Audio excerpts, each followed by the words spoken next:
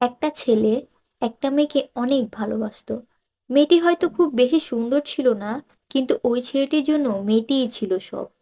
ছেলেটি স্বপ্ন দেখতো মেয়েটির সাথে তার বাকি জীবন কাটানোর। তার বন্ধুরা একদিন তাকে বলল, তুমি যে মেয়েটিকে এত ভালোবাসো, কখনো কি তাকে বলেছো? মেয়েটি তো জানেও না যে তুমি তাকে নিয়ে এত স্বপ্ন দেখো। প্রথমে তাকে সবকিছু বলো, তারপর তার কাছ থেকে শুনো যে সেও তোমাকে ভালোবাসে কিনা। ছেলেটি ঠিক করলো সেও মেয়েটিকে তার ভালোবাসার কথা জানাবে।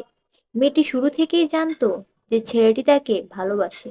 যখন ছেলেটি মেয়েটিকে প্রপোজ করলো, তখন মেয়েটি না করে দিল।